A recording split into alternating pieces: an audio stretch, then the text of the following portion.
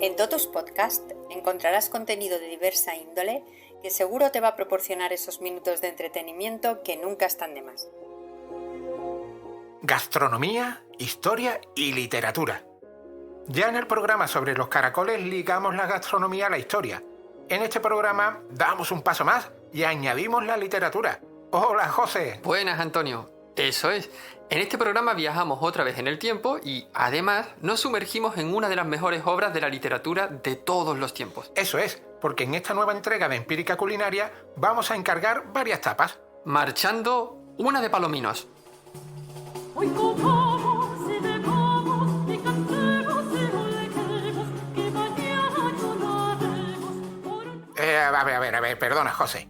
Pero cuando me dijiste que íbamos a dedicar el programa a nuestra sección de Empírica Culinaria, me esperaba otra cosa, la verdad. ¿Por qué? ¿No te apetecen unos palominos? Lo que me apetece al escucharte ese ofrecimiento es vomitar. Eso va a ser porque no nos estamos entendiendo. A ver, cuando hablas de palominos, ¿hablas de esa manchita que se queda en la prenda interior a modo de sombra que persiste donde menos se desea tras una batalla intestinal mal calculada? Ah, amigo, ya veo la confusión. No me refería, obviamente, al palomino como mancha de excremento en la ropa interior. No. Si te digo que vamos a dedicar el programa a la empírica culinaria, obviamente, no me estoy refiriendo a ese tipo de palominos. Yo qué sé, ya dedicamos un programa a la mierda. Por eso he llegado a creer que esto era como la segunda parte. Pero ese programa lo abordamos desde un punto de vista científico y museístico. Tú tranquilo, que esto no es la segunda parte de aquello. No vamos a dedicarle un programa a la coprofagia. Quita. Entonces, ahora que ya hablamos el mismo idioma, ¿qué son esos palominos comestibles? Antes de responder a esa pregunta, déjame contextualizar un poco más el programa con una lectura. En un lugar de la Mancha, de cuyo nombre no quiero acordarme, no ha mucho tiempo que vivía un hidalgo de los de lanza en astillero, adarga antigua, rocín flaco y galgo corredor. Una olla de algo más vaca que carnero, salpicón las más noches, duelos y quebrantos los sábados, lenteja los viernes, algún palomino de añadidura los domingos, consumían 3 partes de su hacienda. Haber empezado por ahí. Este fragmento que ha leído José, ya lo habréis notado, es el inicio del ingenioso hidalgo Don Quijote de la Mancha. En esa introducción encontramos varias referencias gastronómicas que, intuyo, serán las protagonistas de este programa. Ahí le has dado. Y vamos a empezar por los palominos, que, por cierto, sinónimos de palomino son pichón y zurrapa. Que, por cierto, palomino y zurrapa comparten las mismas connotaciones que se refieren al trazo esbozado por el esfínter en la ropa interior. Adiós a la tostada que pensaba prepararme después de grabar el programa. Anda, no seas delicado y céntrate en explicarnos ese primer plato. ¡Los palominos! Pues este alimento, además de en el Quijote, aparece en el Guzmán de Alfarache. Jamás dejo, mi señor, de tener gallina, pollo, capón o palomino a comida y cena, y pernil de tocino entero, cocido en vino, cada domingo. Y en el Lazarillo de Tormes, uno sacaba un conejo, otro un par de palominos, este un poco de carnero, aquel un pedazo de solomo, sin faltar quien sacase longaniza o morcilla. Tal hubo que sacó un pastel de arreal envuelto en su pañuelo. Se ve que era un plato recurrente en el Siglo de Oro, y para el mismo tipo de personaje. Pobres desgraciados que malvivían como podían. Eso es, porque el palomino es una cría de paloma, un pichón, y solían tomarse o en empanadas o ahogados en vino. A pesar de que en la literatura del Siglo de Oro, como has dicho, se asociaba a personajes pobres y miserables, en la cocina actual los palominos o pichones están considerados las langostas del aire. Una exquisitez. Pero tengo entendido que el pichón y el palomino no son exactamente lo mismo. El palomino es algo más pequeño. Sí, la verdad es que no son lo mismo, pero para el paladar, casi que son iguales. Bueno, ¿y hoy día cómo se cocina? Como en tiempos del Quijote, los palominos son un plato típico manchego.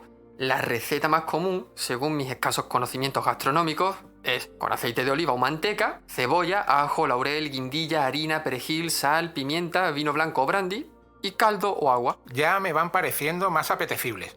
Pero volviendo a la confusión inicial, ¿a qué se debe esa asociación de los palominos con la falta de higiene personal?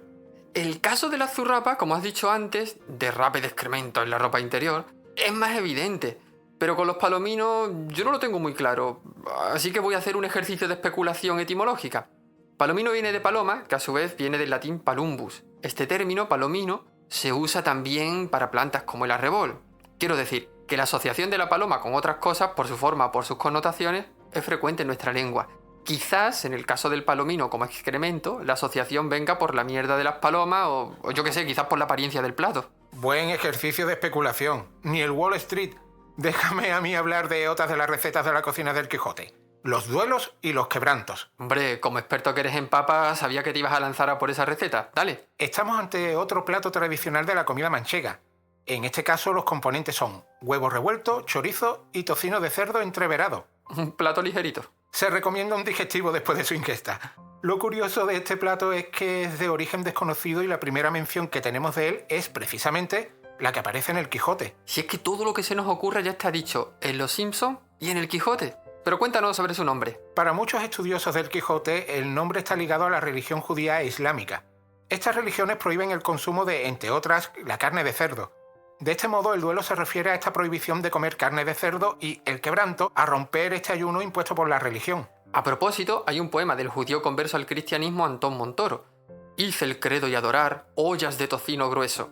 Torrednos a medio asar, oír misas y rezar, santiguar y persignar, y nunca pude matar este rastro de confeso. Para Américo Castro, la expresión duelos y quebranto venía por dos lados. Uno, por el hecho de haber incumplido el precepto religioso de no consumir este tipo de carne. El otro, el dolor y pesadez que causaba tan calórico plato. El debate sigue abierto, pero en cualquier caso, el plato es algo que en épocas de frío, pues, entra muy bien. Otro de los platos que frecuentaba nuestro hidalgo caballero Don Quijote de la Mancha era el salpicón, que, deduzco, no era de marisco. Y deduces bien, se refiere Cervantes al salpicón de ternera, claro. Poco marisco habría probado el bueno de Alonso Quijano.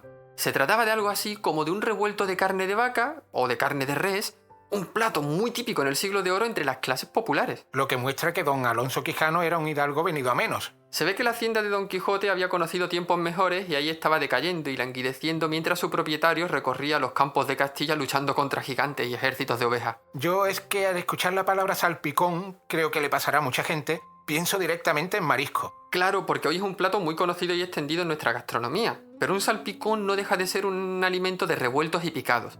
Así, el salpicón de ternera o de vaca se prepara con 1 o 2 cebolletas, 1 o 2 ajos, un tomate, esto es opcional, 500 gramos de morcillo del cocido, 150 gramos de punta de jamón del cocido, 50 gramos de tocino también del cocido, perejil, pimienta negra molida, pimentón, aceite de oliva, sal y, si quieres, un chorrito de vinagre. Con 3 recetas hemos llenado un programa en el que nuestro querido Siglo de Oro nos acompaña de fondo. Es que no es raro que en la literatura del Siglo de Oro no encontremos referencias gastronómicas. Además de Cervantes, otros grandes autores como Lope de Vega, Quevedo y Tirso de Molina nos ofrecieron un retrato vívido de las costumbres culinarias que definieron la vida cotidiana de entonces. La cocina como recurso narrativo para caracterizar situaciones y personajes.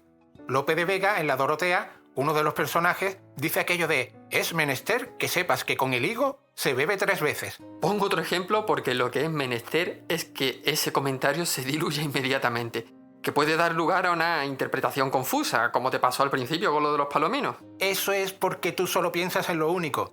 Pero vale, te haré caso.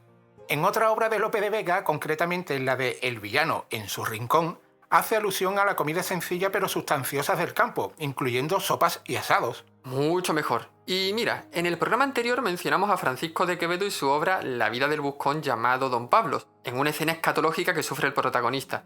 Pero en esa misma obra, la comida se usa como recurso para describir la pobreza extrema y la necesidad de engañar al hambre con manjares ilusorios. Es que eso de comer puede llegar a ser un vicio. Que se lo digan a Baltasar. ¿Al rey mago? No, hombre, no, que aún estamos en el Siglo de Oro. Me refiero a Baltasar Gracián, cuando dejó escrito en su obra El Criticón aquello de «Ea, acaba, dejaos de pesares, venid, holguémonos, logremos la vida, gocemos de sus gustos, de los olores y ungüentos preciosos, de los banquetes y comidas, de los lascivos deleites.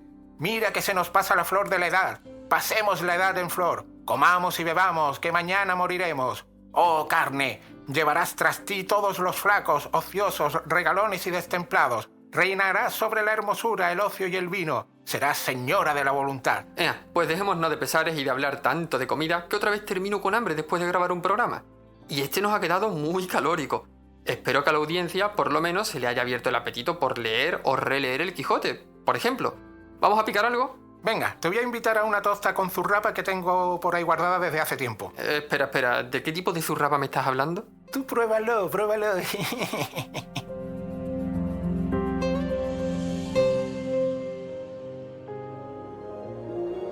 Gracias por escuchar y apoyar Totus Podcast.